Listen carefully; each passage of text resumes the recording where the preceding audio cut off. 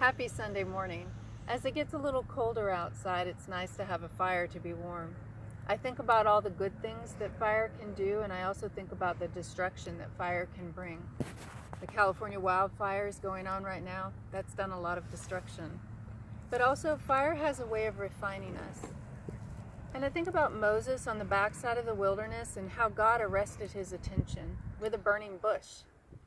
And Moses walked over to see why the bush was not burning up. And when the Lord saw that he had caught Moses' attention, he called forth from the bush, "Moses, Moses."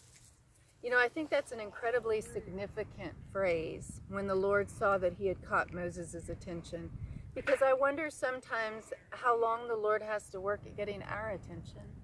When he's beckoning us into adventure with him and into friendship with him, if we don't get quiet enough in our hearts, if we don't separate ourselves enough to hear his voice, we'll miss what he's trying to do in each one of us and through our lives.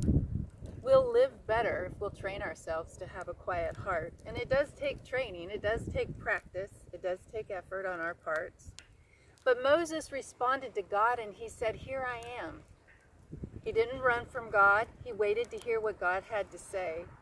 And I want to read just a little section out of my book, Enter In. And this is out of chapter 1, and it's called Lofty Ambitions. Sometimes we wonder if God has forgotten who he's talking to.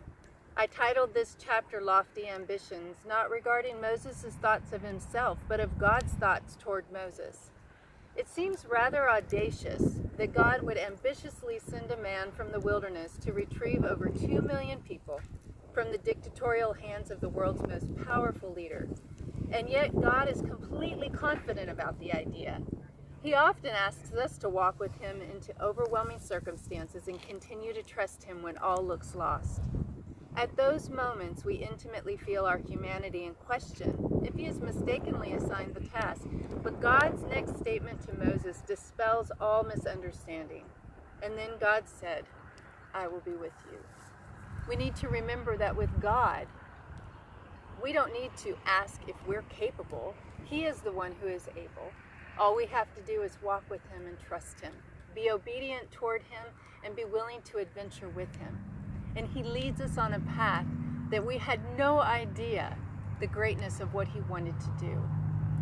So as we learn to trust him and as we learn to lean into him, we forge a friendship with God over time. When we're first saved, we accept him as our God. When we obey, we learn to make him our Lord. And then eventually, as we continue walking with him, he becomes our friend. And it's those beautiful adventures with God that cause us to it makes life worth living. It causes our hope to rise and our faith to rise.